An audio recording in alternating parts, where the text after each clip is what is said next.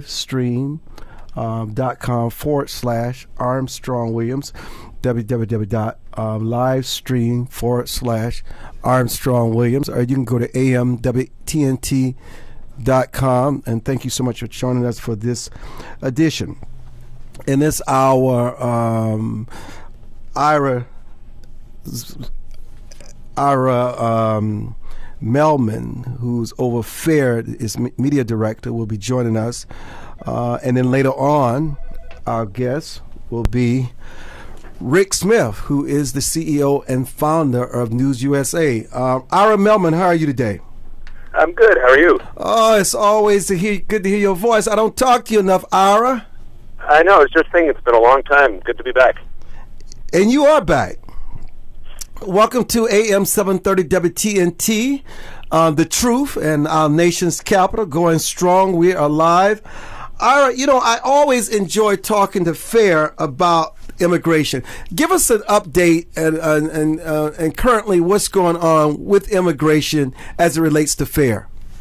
Well, what is really going on is the president has decided that he is going to act unilaterally to overhaul American immigration policy. He is simply not, he's making an end run around Congress. He's bypassing their authority and implementing the policies he wants.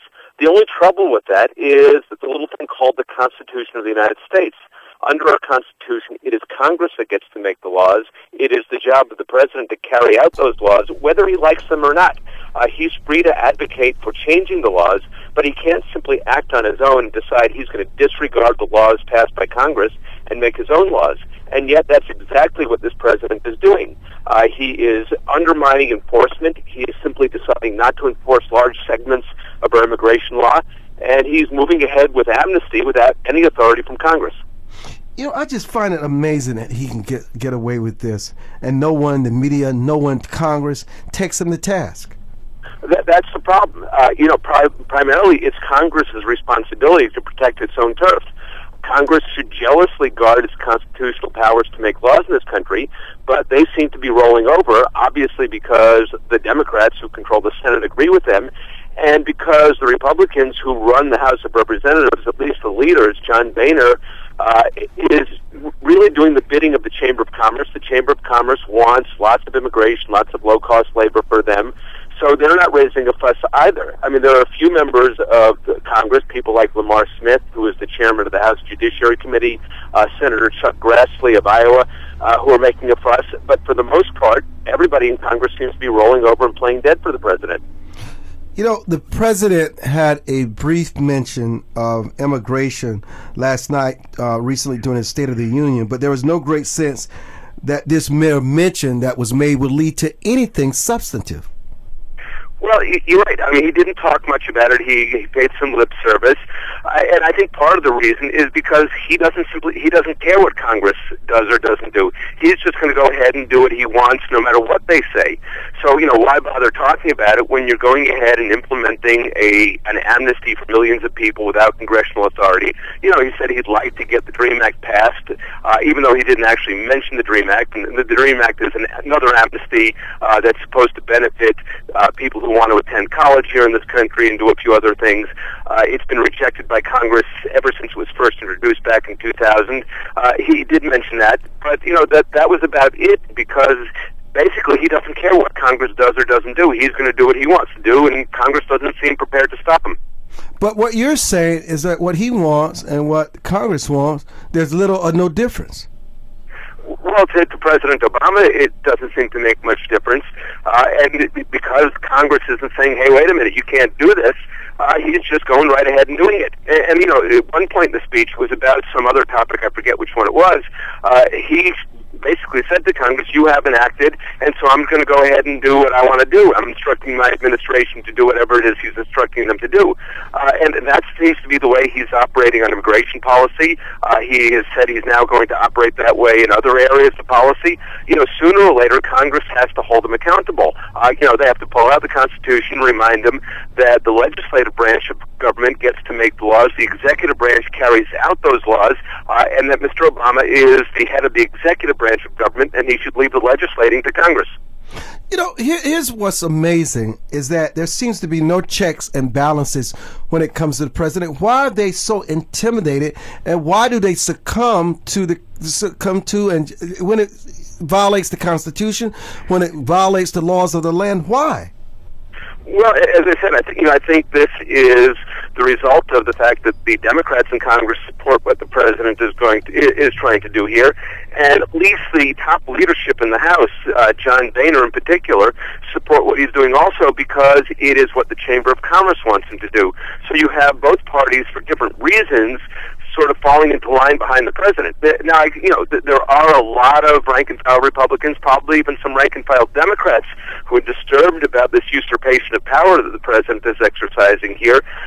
Even if they might happen to agree with what he is doing, some of them may be upset about the fact that he is trampling on their authority, and that if he can get away with it here, he's going to get away with it in all sorts of other areas. Let me raise this with our audience. We're live, and you can always become a part of the conversation by going into our chat room. You can go to amwtnt.com, or you can go to www.livestream.com/Armstrong Williams. Now, Ira Melhman, who's the media director for FAIR, is our guest. Ira joined FAIR in 1986 with experience as a journalist, professor of journalism, special assistant to Governor Richard Lamb of Colorado, and press secretary of the House Defense Appropriations Subcommittee. He joins us live. When President Barack Obama dealt with the issue of illegal immigration in detail in his recent State of the Union address, but a close scrutiny reveals that several sections in this year's speech bear striking similarity to corresponding parts in the previous year's address. The big question now, is this the fault of his speechwriter, or is it really the case that the Obama administration has been so bogged down with the issue of illegal immigration that it has not moved past its 2010-11 stand on the issue? This is also the more interesting, Ira, because the question of illegal immigration has long been a point of controversy among both the Democrats and the Republicans, and moreover, Obama has consistently indicated the need for reform in this area. Does this then mean the president's immigration reform policy and the Development Relief and Education for Alien Minors Act, the dream, has failed? Well, he's failed to get it through Congress. He hasn't been able to get Congress to legislate it, but he is going ahead and doing this anyway. Over the past year to 18 months, he has unveiled a series of policy directives that basically instruct the executive branch to do what they would have done if Congress had passed this comprehensive amnesty or the DREAM Act. He has declared that he is not going to enforce the law against broad categories of immigration law violators. He has said outright that if you would have qualified for the DREAM Act had it been passed by Congress, he's not going to take any action against you, even though Congress never actually passed the law. So he is simply implementing laws that were never passed by Congress, and they were never passed by Congress because they never had the support of the American people. But President Obama doesn't seem to care about that. He's just going to go ahead and do it. And, obviously his motivation here is political. He is hoping that the American public won't take notice of what he's doing administratively, and that he will get points from the people who really, really do want amnesty for illegal aliens, namely the base of his voting support, the people that he's going to have to count on to come out in November to get him reelected. So this is a political calculation on the part of the administration. On the one hand, they're trying to convince the American public that they're actually enforcing immigration laws, while on the other hand, they're trying to convince his political base that he is implementing amnesty even without authority from Congress. There are literally hundreds of thousands of students excelling in our schools who are not American citizens. Some are the children of undocumented workers.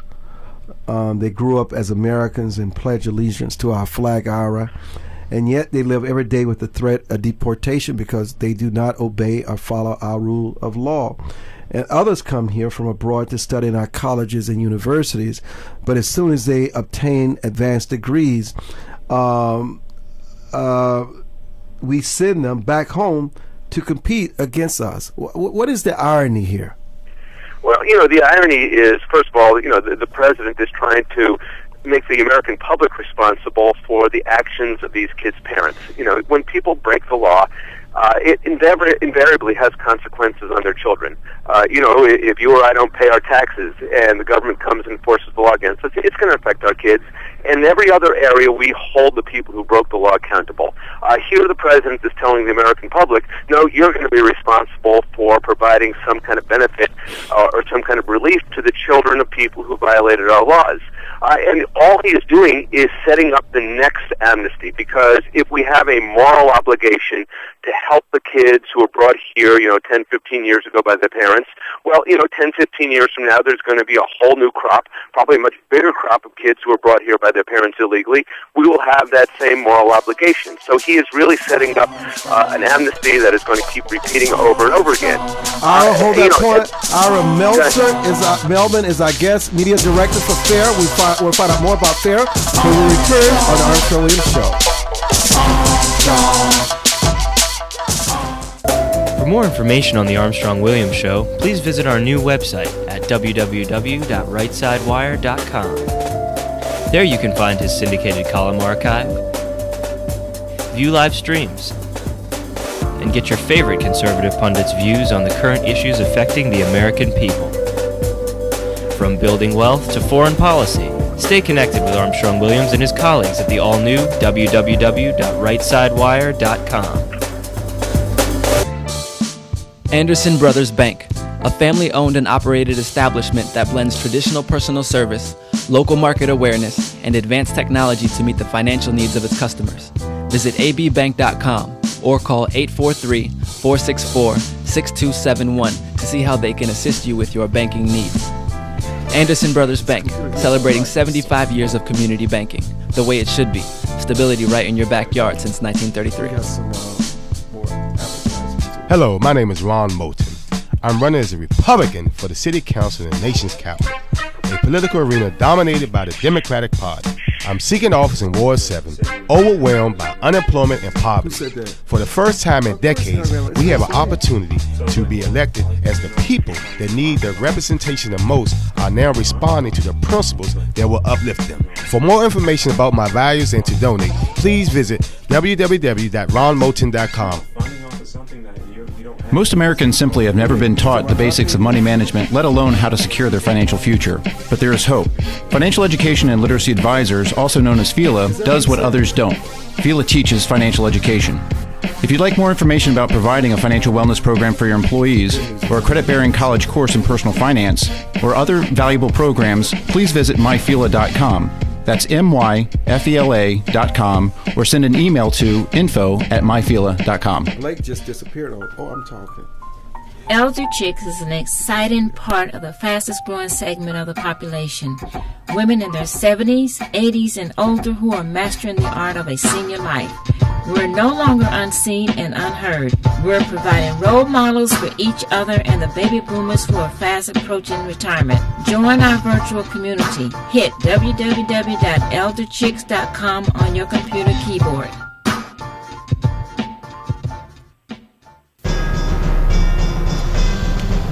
Where heads of state, sports, entertainment, and political celebrities meet. You're listening to Armstrong Williams. And welcome back to the Armstrong Williams Show and our guest, Ira Melhman. Ira, let me just, we are the first nation to be founded for the sake of an idea, the idea that each of us deserves the chance to shape our own destiny. That's why centuries of pioneers and immigrants have risked everything to come here. And I think you and I both still believe that the future is ours to win, but to get there, we cannot stand still. Now, this is what President Barack Obama said, and it sounds good. But Obama is calling for a national conversation on immigration reform that builds a bipartisan consensus to fix our broken immigration system so it works for America's 21st century economy. But he can't do it alone. He wants our help. The problem is the president is just dishing out rhetoric. He's not even sincere. No, he's not sincere. And, if we wanted an immigration policy that meets the needs of the United States in the 21st century, President Obama would be talking about reforming it from top to bottom. But, what he wants is a mass amnesty for people who, for the most part, have a high school diploma or less. These are not the people who are going to fuel the 21st century economy. It is going to wind up costing us billions, maybe even trillions in social service costs over the decades, because most of these people are going to be relegated to very low-paying jobs and are going to rely heavily on government subsidies and government programs. If we wanted to have an immigration policy that meets the objectives that the president has defined, what we would do is shut down the current legal immigration system and say, look, we're going to start over. We are going to select people based on some rational assessment of how they might contribute to the United States. We are going to look at people's individual qualifications and decide who is most likely to contribute to this country. And we're going to end this crazy system now that just says, bring the next relative, no matter whether he or she has anything to offer the United States. But the president won't do that because it will offend the very base of his party, the people that he is appealing to, the people who are going to try to get him reelected. So there's no chance that he's going to do that, even though he's saying that we need an immigration policy that does need an overhaul. Who's going to take up the leadership on this issue, though, Ira?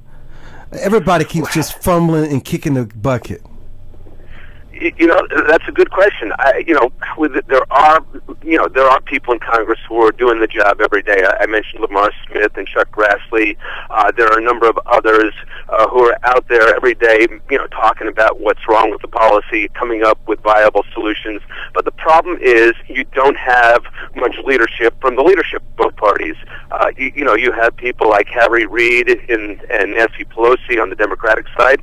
They are for the kind of policies that President Obama is espousing, amnesty for everybody. Let's just open the gates and bring everybody in because, they'll likely vote Democratic once they get citizenship here in the United States.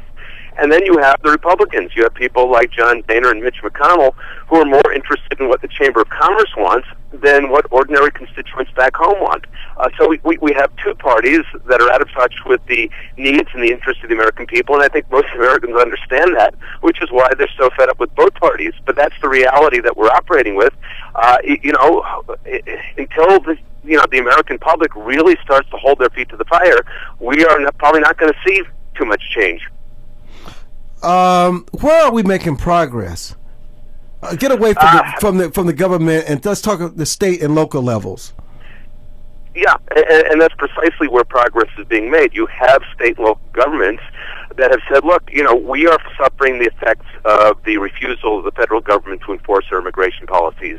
We have to pay for the education of kids. We have to provide the health care. We have to provide all the human services. We can't afford it. We're as broke as the federal government is, and we can't just print money or borrow money the way they can. And so you've had states like Arizona and Alabama, South Carolina, a handful of others that have decided that they are going to start enforcing federal immigration policy on their own. Now, of course, the Obama administration, the first thing they did was say, no, we don't want anybody enforcing these laws, and we're going to sue you.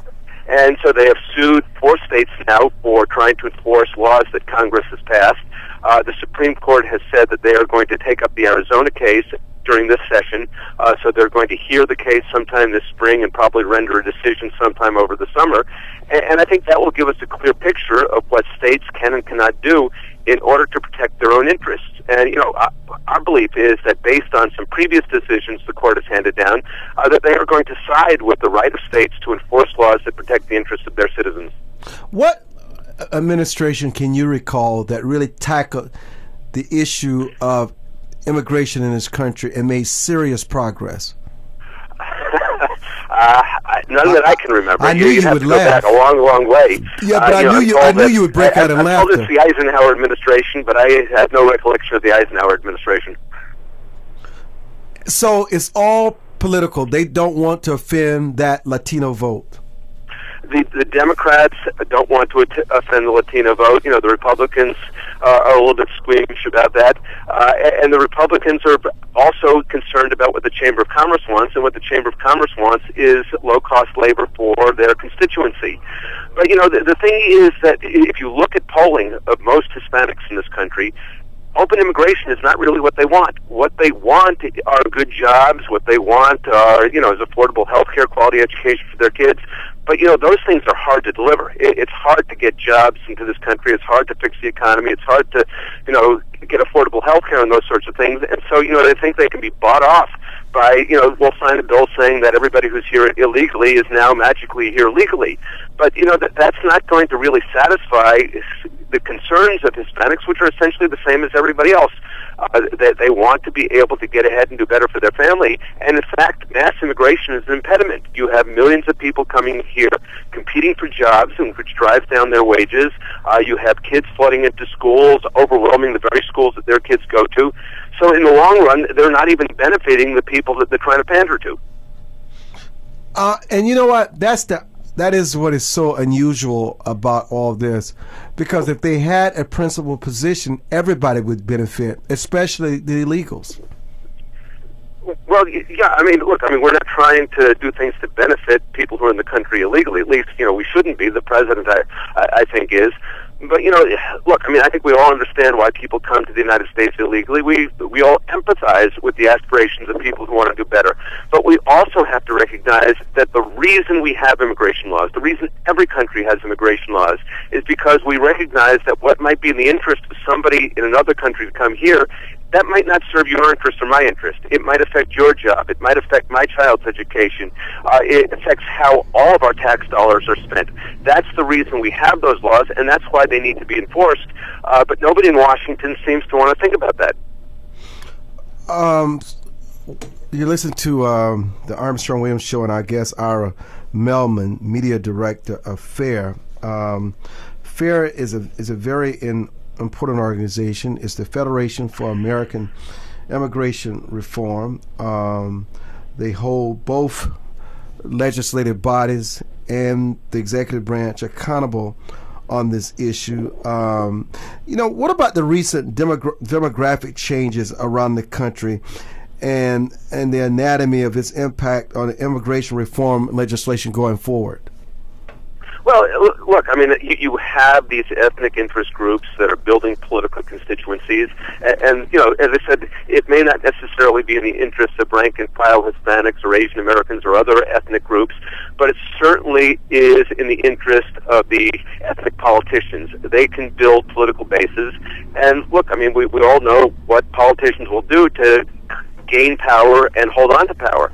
And so it does, it does become a factor here because these politicians have an increasing stake in maintaining the status quo, even if it doesn't benefit the country, but it clearly benefits their interests, and they're going to just keep at it. How safe are our borders, Ira? I'm sorry? How safe are our borders? Oh, our borders are, the president will tell you that they're secure, but the fact of the matter is that the borders are anything but secure. There are people coming across that border every day. We don't know who they are. We're dealing, with an increasingly lawless society in Mexico where the government is losing control of large sections of that country. And, as we learned on 9/11, it doesn't take very many people coming into the United States to cause great harm. So, this idea that the border is under control, and the president repeated that last night. He said there are more boots on the ground. Yeah, maybe there are more boots on the ground. But, the Border Patrol will tell you they're being told not to do too much to enforce the immigration law. And we continue to offer incentives for people to come across that border illegally in the first place. So, it's not just a border issue, and there's no evidence other than the president telling us that the border is secure. In fact, it's not, and I think most Americans who live near the border can tell you that, and I think most Americans just intuitively understand that our borders are not under control. What about our agents being shot, being falsely accused, put behind bars? How do we address this? Well, as I said, there are, criminal organizations that control large sections of the border. These people will stop at nothing, including shooting Border Patrol agents. And then you have a government in Washington that doesn't want these guys to do their jobs anyway. And, we saw it not just with this administration, but the previous administration, where they went after Border Patrol agents who were trying to enforce the law. They found some kind of technicality that they violated and actually threw them in jail for trying to do their jobs. This is completely unacceptable. If you're going to tie the hands of law enforcement, you're basically telling them don't do the job, that they're going to be afraid to do the job, and the American public is going to suffer as a result. What will it take for Americans to really get serious about this issue, Ira? Well, it is recognizing the connection between this issue and all the other things that concern us. Obviously, we're all concerned about jobs and the state of the economy, but when you have approximately 7 million jobs in this country now being held by illegal aliens, there's a connection there. The president's obviously spent a lot of time last night talking about jobs and the need to create more jobs. Well, there are 7 million jobs that are already here that don't need to be created, that could be given to American workers if you would enforce our immigration laws. So I think what the American public needs to understand is the connection between the failure to enforce our immigration laws and just about everything else that's of concern to them. The impact, as I said, on jobs, on their children's education, on their health care dollars.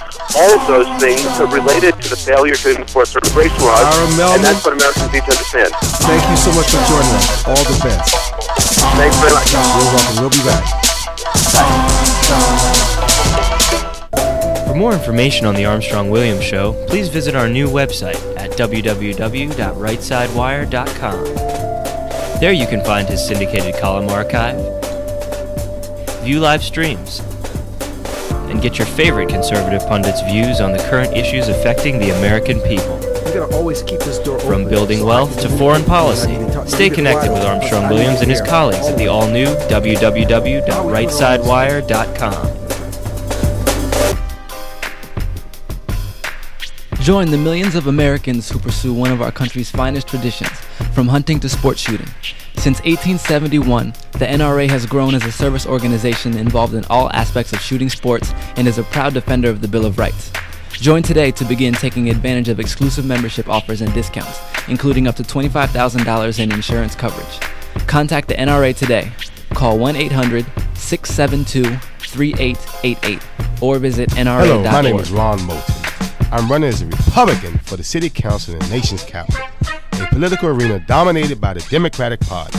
I'm seeking office in Ward 7, overwhelmed by unemployment and poverty. For the first time in decades, we have an opportunity to be elected as the people that need the representation the most are now responding to the principles Rick Smith that just will called uplift here? them. For more information about my values and to donate, please visit www.ronmoulton.com.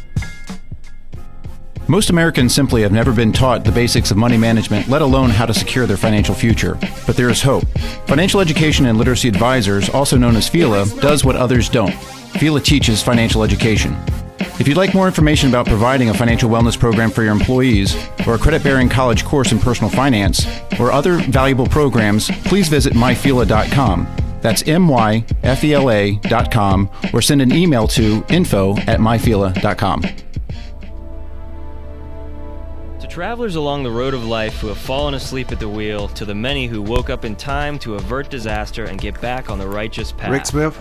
For the ones who crashed and survived Just and hold now adhere vigilantly to a virtuous and righteous path. Finally, Armstrong Williams' much-anticipated new book, Reawakening Virtues, gives his insights into these daily challenges and much more. Reawakening Virtues is available in bookstores and at Amazon.com. Where heads of state, sports, entertainment, and political celebrities meet. You're listening to Armstrong Williams. Welcome back to the broadcast, and again, thank you so much for joining us. This is Armstrong Williams. We're live on AM-WTNT.com, AM 730 WTNT, and 102.9 FM simulcast. You can also go to www.livestream.com/Armstrong Williams. Armstrong Williams Show. Rick Smith. Rick Smith. How are you today? Very well. How are you, Armstrong? I just need a little more volume to you, my brother. I need you to speak up. Talk to us about News USA. You founded News USA, and exactly what News USA is, especially in the media world. It's terrific. It's a company I pieced together that builds and gets awareness for companies to impact things. on a national basis. By the way, I really like your blue shirt, your shirt with the blue stripes, and your black tie today. And you were saying keep the door open.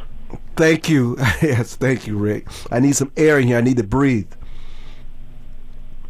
In the studio. I really want to talk to you about, many people say that the media is biased against Republicans and it favors President Obama and Democrats and liberal causes. You know more about the media than anyone, as far as I'm concerned. It's what you do. You study it. You're on the cutting edge. You're involved with so much media in a very neutral way. How much truth is there to the stories that the media is biased? I mean, it came full circle again with former Speaker Gingrich taking on Juan Williams and John King during the recent presidential debates in South Carolina. Well, just by the nature of the type of people who go into the media, they tend to be slanted toward people who are relatively liberal in thinking, and therefore it tends to skew disproportionately in a way that we may see as very liberal, as opposed to being objective or independent. In your opinion, is that they are objective? No, I do not see them as objective. What do you see them as? I see when you class the media as a group, you're seeing a disproportionate. I'm not saying there aren't some that are, you're talking a whole spectrum of people and opinions. But what you find is the type of people that are attracted into the journalism end of things tend to be, I don't want to say activists, but I would say they lean more progressive in their thinking, and they tend not to be business-oriented as much, or fiscal conservatives. And you asked me to talk to share some points about some of the things of the big media that's going to be spent and how that's going to impact things. It's going to be major. Well, let's talk about it. The next media market is Florida, and that is going to be huge expenditures. But just to give you some perspective, this year alone, according to Wells Fargo, and then verified again, cross-referenced in Adweek by MediaVest, they both are referencing that more than $4.9 billion will be spent in this year alone in political ad spending. And that's across radio and TV and all. But think about this part, which very few people really think about. The question is, you hear about these big numbers of the political ad spending, but then you go, hey, I don't see it or hear it. You know why? Because it's going to be in the states where the fights are. And if you're not in those states where the fights are, where they're fighting for your thing, then you may not really see it the same way. But those that are in those battleground states, man, they're going to be on every way, shape, form. You're going to get negative ads on the other side's candidates and opinions. Who's making the money from this advertising campaign in this presidential election? Well, the media companies sure are. They're making very good money off of this. You've got the people who are placing the media, and then you've got the candidates and their campaigns take in a lot of money. And that money comes in, and it's paid by, a lot of times it's paid by people who have a vested interest in the outcome. Explain that, Rick. Come on, get away from the sound bites, man. Well, a lot of times it's like you and I, the average person may not come up with the cash and, fine, they get passionate about an issue, they may give $100, $500, but when you start getting into bigger money, a lot of times it's the people who are really lobbying or giving paybacks for something that they're going to get. A quid pro quo. You know how that stuff works. Yeah, but our audience doesn't know how it works. That's why we have you on tonight. Well, it's like if you start donating to one of the candidates or one of the parties, your name starts to show up everywhere. And it shows up, I mean, look at this. You saw this, Edelman gave $5 million to Gingrich. Now everybody knows that. And when these things start happening, you become a target or you have some agenda that you have, but a lot of times the money's given through unions or corporations are trying to influence the outcome in their favor. So that what you've got is you've got unions that are giving money that they take, a lot of places you can't opt out of the union. To join an organization, you have to join the union. The union takes the money from you, and they spend it on political, but they'll often use that money to spend it on political candidates who will then basically vote decisions not for the taxpayer, but in favor of the union, like raising civil servant pay and basically roll over quick in those type of negotiations. And then it becomes a vicious circle. I have a lot of topics that I want to cover with you today as a very successful entrepreneur. The Apple juggernaut gets little respect from investors. The stock probably suffers from size and stingy policy. People feel they hoard a lot of cash. Apple is worth $415 billion, putting it neck and neck with ExxonMobil as the world's most valuable company. But by standard Wall Street measures, its stock is a bargain. How do you explain that? I don't. Basically, what they look at is they're looking at how it's scaling up. If you look at the trends and you see Apple has been growing and growing and growing, and they look at these other companies like an ExxonMobil, it may not be growing at the same kind of pace. It may not be throwing off the scalable profits at the same pace. So then what are you looking at? So a lot of times, I think you recall back, a listener may recall back to how in the dot-com world, all of a sudden companies were being valued on what their projected revenue were, and these people were scaling pretty quickly. So that you had Google and AOL and eBay and other companies were growing geometrically in terms of revenues, and their values were being projected out that way. And that's what the investors were looking at. What about Apple's policy of hoarding the cash it makes? It's sort of like a dragon resting on Apollo gold. It doesn't pay dividends or buy back stock like many companies do, and is often criticized for that. The policy is all the more striking when you consider the size of cash pile, $97.6 billion. That's enough, Rick, for a $100 special dividend for every Apple share. So here's the question that you need to think about. If you as an individual decide you want to spend less and hoard your cash, are you wrong for that? No. In fact, don't we kind of wish the government had done that all along? Yes. Instead of borrowing from China? We wouldn't be in the situation we were in if people would manage their own finances the way Apple Computer does. But a dividend, Rick, would be important, not so much because it would directly reward shareholders, but because it might vastly expand the number of investment funds that would be allowed to buy the Apple stock. Well, that's a decision of Apple management. And clearly, I wouldn't pressure them to do it. It seems like they're doing a lot of things right. And so you would just stick with the plan that has worked? Well, gee, we have plans that don't work in the government, and then we stick with those when we should change them, and then you got a plan that does work, and everybody wants to change the plan that works. Stick with what works. Especially in this economy. Correct.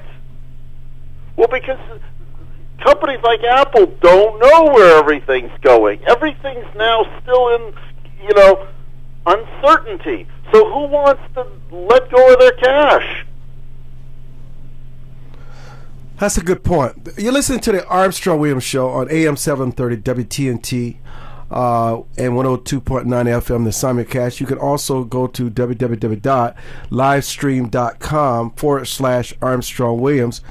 Rick Smith is our guest, and it's it is good to talk to an entrepreneur, because one thing you don't do, you don't allow envy and the government or anybody else to tell you to change your plans for your company, especially when your plan works, whether it's hoarding cash or whatever. It's better to hoard cash than to be borrowing cash. Rick Smith is our guest. We'll be back.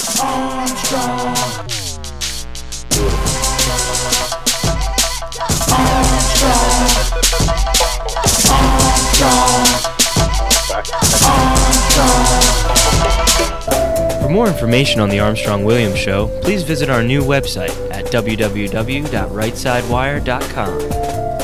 There you can find his syndicated column archive, view live streams, and get your favorite conservative pundits' views on the current issues affecting the American people.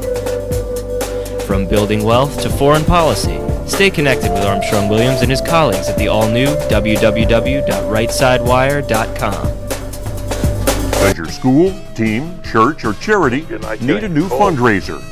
Do you need to work out of your home or part-time? Are you a small business that can use an additional revenue stream? Then you need Yellow Llama. Do you need affordable web services or tools to enhance your existing business? Are you a graphic artist who wants to create a revenue stream with your art but not get ripped off? Then go to www.yellowllama.com.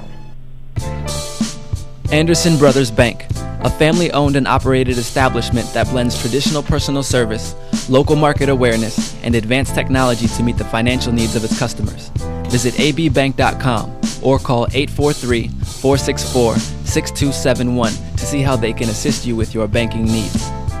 Anderson Brothers Bank, celebrating 75 years of community banking, the way it should be. Stability right in your backyard since 1933. Most Americans simply have never been taught the basics of money management, let alone how to secure their financial future. But there is hope. Financial Education and Literacy Advisors, also known as FELA, does what others don't. FELA teaches financial education. If you'd like more information about providing a financial wellness program for your employees, or a credit-bearing college course in personal finance, or other valuable programs, please visit myfela.com. That's myfela.com, or send an email to info@myfela.com. Elder chicks is an exciting part of the fastest growing segment of the population. Women in their 70s, 80s, and older who are mastering the art of a senior life. We're no longer unseen and unheard. We're providing role models for each other and the baby boomers who are fast approaching retirement. Join our virtual community. Hit www.elderchicks.com on your computer keyboard.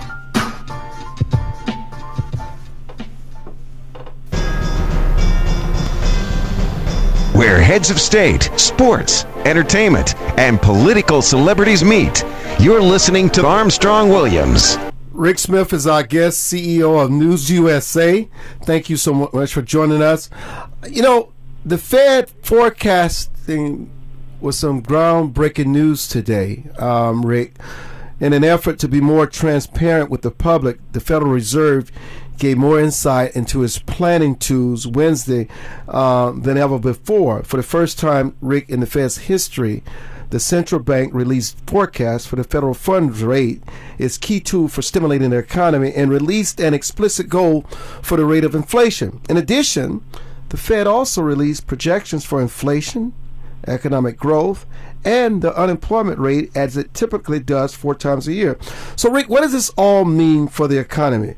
I think some people would say the good news is that things would appear to be looking up for the job market. The central bank said it expects the unemployment rate to fall to between 8.2 and 8.5% in 2012, which would be an improvement over what it had predicted back in November.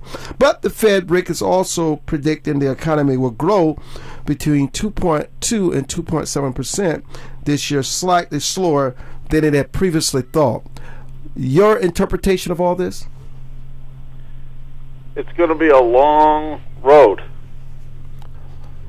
It's going to take a while, and that's frustrating for a lot of people, and the unemployment rates are probably much higher than the government's formulas and calculations. The kind of, I don't want to say they cheat to, count them as much less than they are, but there's a lot of people out of work and a lot of people suffering. So you're saying this news doesn't mean anything to the average American? No, it doesn't mean anything yet to the average American. And even these type of pieces of news, if you're out of a job, you're out of a job. When more and more people start to get hired, and hired not, unemployment numbers. Let me give you an example of how, and I used to teach statistics at the college level, and I used to do a lot of analysis and stuff. Let me my first degree was economics, but the essence of this stuff is you can play with numbers and statistics so much, and you can play with those numbers all you want, and you can make them different ways. For example, if you have employment at, say, 8%, and all of a sudden there's unemployment, people are out of work. If you were getting a job and you're making $50,000 a year, and because of you lost that job and you take another job at $25,000 a year, are you unemployed? Do you count in the unemployed? No. No, you're showing as employed. Which is crazy. But it doesn't reflect the true nature of what's happening. There's a lot of people that were making a lot more money a few years ago than they are today. And they're not happy with the job options that they have, but that's what they have. And they are not being counted in this unemployment numbers that you look at. So what is the truest indicator, Mr. Economist? Oh, it's a compliment. You're going to start to find, you'll know things are turning around when you start seeing more and more people looking to hire people for good jobs. What do you do in an economy about the have-nots? And is it really fair to try to define what the have-nots are? Because when they toss these numbers around, which they can make them to be anything that they want. But what are the have-nots? It's clearly, we can literally understand maybe what the haves are, but what about the have-nots? It's tough for the have-nots. Explain. Well, if you look deeper at the unemployment numbers, it's heavily skewed among people who don't have the college education, don't have some of the opportunities that one would need. And it's not fair, but you got to stay in school. You have to stay in school, and you need to get that education. And people don't understand sometimes how important it is. They have these conversations that you ought to get married before you have kids. You need to stay in school. And there was one other thing that they made as a point. You do those three things, and you're much further ahead. Well, the other one was probably you shouldn't have a kid out of wedlock until you can afford to take care of him. Well, again, that's the thing about being married before you have a kid. Look, you've got to be honest. There are a lot of things that impact why people are less fortunate, and it has less to do with anything else other than the choices that they make. And I don't know why the president cannot emphasize that people need to be more accountable and responsible for the choices they make. It's just that simple. That has the greatest impact on an economy. This is true. A lot of times one says, well, but I was dealt a bad deck of cards or a bad hand. But on the flip side of it is a lot of these people that are very successful, like this Adelson in Las Vegas, started at the total bottom. Like the man who's been running the Carlyle Group, he started at the bottom. So a lot of these people weren't given silver spoons in the mouth. They just had tremendous self-determination, like yourself. Go ahead. Keep going. Keep going. This is interesting. a lot of times you just are groomed, brought up with that self-motivation that just drives you to work day and night. And sometimes it's been you've watched role models in your own family growing up that way, or you've read, you know, at an early age you started reading very motivational reports or motivational magazines, or you basically were inspired to basically self-motivate. A lot of people listening to this show right now could change their life. Go ahead, Rick. But part of it is to have that opportunity and that determination. And a lot of times it's tough if you haven't put any type of reserve aside to be able to take the time to experiment with some new choices. Well, what about those people who say they have nothing to save because they're not making anything? What do you mean they have nothing to say? They have nothing to save because they're not earning anything that they can save. They're in mountains of debt. It's Come on, Rick. An answer at that point. What? There's always an answer. Okay. What do you think the answer is? Stuff happens. You got to learn how to work around it, work through it, or change it.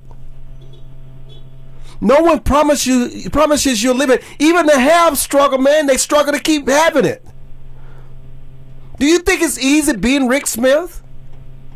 Think it's easy doing what you have to do every day and managing employees, and they disappoint you, and you got to go out and make the markets work to make a return on the substantial investments you make to grow the company so these people would have jobs and benefits? Do you think your life is stress-free because you own the business? Come on. No, there's a lot of stress, and in fact, when I came to this country, I started basically with nothing, and I couldn't even get a credit card without, even though I had a great credit history when I was where I had come from, they just didn't know me here. So I had to start from the beginning. I had to be extremely frugal and had to be creative in the way, and I worked long hours. This is what you do. Sometimes you just don't work long hours. You never stop working. You know, and then what happens is it becomes a habit. And you yes. develop those habits of working intensely, and you have the same skill. You develop those intense habits of working all the time. As a result, that's what people start to see. And you begin to see something that you're going to have to show for it. Right. But that's what people have to understand is if they do take these steps and they have the goal and the discipline, they'll start to see the progress. They start putting money away. They start doing different things. Even when you and I were younger in our career and we had very little, we were always squirreling away whatever we could for that rainy day and to be able to spend time following our dreams. We squirrel away now, man. What are you talking about? Yes, we squirrel away now. You know, listen. The bottom line is that you've got to have financial discipline. You have to realize that money is a verb and not a noun. It can't just sit still. You have to keep it moving, keep it moving, keep it moving. And then you've got to be careful of the choices that you make morally, given all this free will that you have, because sometimes these choices can be costly and deadly. That's Rick Smith. true. Rick, how can you have a webpage address? NewsUSA.com. NewsUSA.com. Rick, thank you so much for joining us and being a part of the Armstrong Williams Show. I have to tell you, it's always a pleasure talking to people who've made something of their life, who've gone from the school of hard knocks, did not have it easy, but could come here and realize the American dream. That is the American way. Thank you so much, Armstrong. My pleasure, Rick Smith. Thank you. And thank you for joining us for this edition of the Armstrong Williams, AM 730 WTNT, 102.9 FM. So long from the Armstrong Williams Show. Armstrong. Armstrong. Armstrong. For more information on the Armstrong-Williams Show, please visit our new website at www.rightsidewire.com. There you can find his syndicated column archive, view live streams, and get your favorite conservative pundits' views on the current issues affecting the American people. From building wealth to foreign policy, stay connected with Armstrong-Williams and his colleagues at the all-new www.rightsidewire.com. Join the millions of Americans who pursue one of our country's finest traditions, from hunting to sports shooting. Since 1871, the NRA has grown as a service organization involved in all aspects of shooting sports and is a proud defender of the Bill of Rights. Join today to begin taking advantage of exclusive membership offers and discounts, including up to $25,000 in insurance coverage. Contact the NRA today.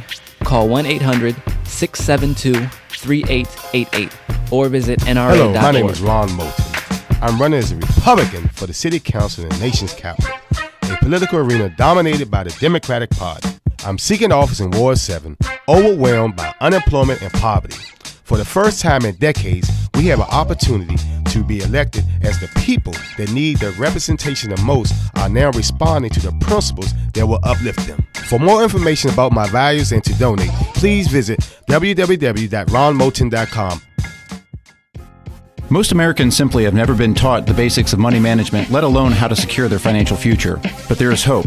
Financial Education and Literacy Advisors, also known as FELA, does what others don't.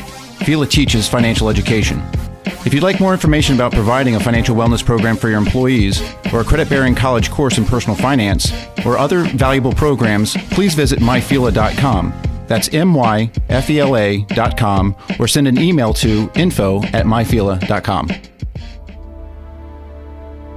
Travelers along the road of life who have fallen asleep at the wheel, to the many who woke up in time to avert disaster and get back on the righteous path.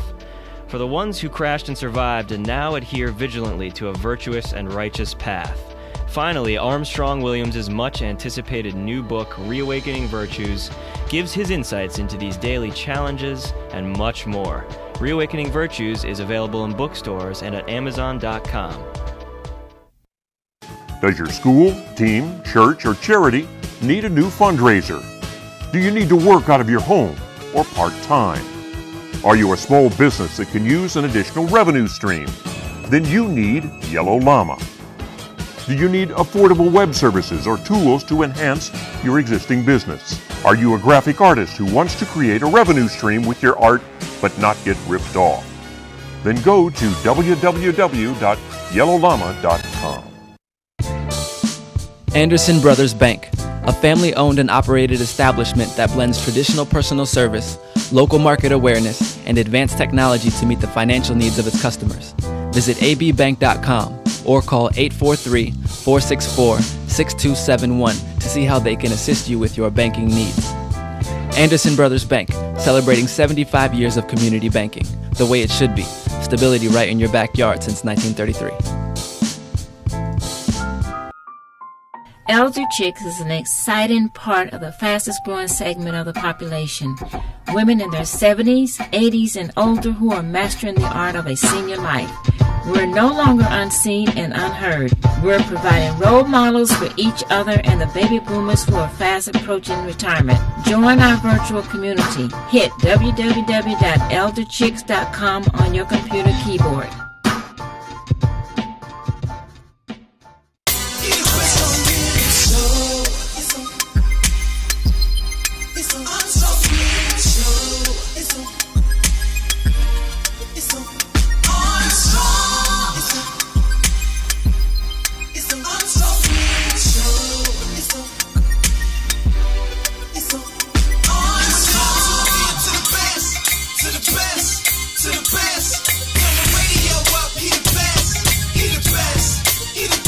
Armstrong. I dare you to listen. Hey, turn it up.